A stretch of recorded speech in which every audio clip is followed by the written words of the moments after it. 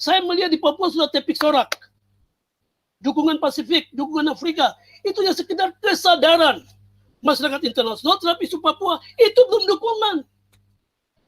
Nah, teman-teman di Papua ini kadang-kadang tidak mengerti situasi nasional yang seperti ini. Secara teori seperti itu. Kalau sekedar simpati, ya itu wajar.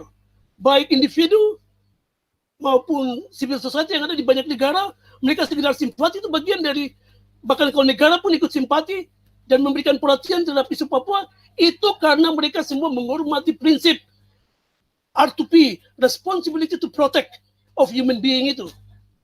Selain itu tidak ada. Ini sistem yang berlaku dalam komunitas internasional. Sabar deh. Oke. Ya. Sorry, saya mengganggu. Nggak apa-apa, dilanjutkan Bung. Video saat Marinus Yaung, dosen Universitas Cendrawasih menjadi pembicara melalui aplikasi webinar menjadi viral di media sosial. Tanpa disadarinya, seorang gadis tanpa busana muncul di belakangnya. Setelah itu Marinus menjelaskan gadis tersebut adalah anaknya yang masih duduk di kelas 4 sekolah dasar. Ia anak perempuan saya dan dia baru habis mandi sore di rumah kontrakan saya di Jakarta Timur dan mau ganti pakaian, jadi namanya juga anak-anak. Langsung nyosor saja ketika saya lagi ikut webinar siaran langsung dari rumah, tulis Marinus di akun Facebooknya Rabu 15 Juli 2020. Saat dikonfirmasi, Marinus menjelaskan dirinya akan melapor ke polisi soal anggapan warganet terkait kemunculan anaknya di video webinar tersebut.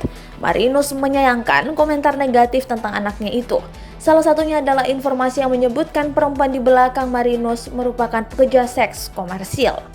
Seperti diketahui, peristiwa tersebut terjadi saat Marinus menjadi pembicara dalam sebuah webinar yang mengusung tema mengapa isu Papua diinternasionalisasi pada Senin 13 Juli 2020.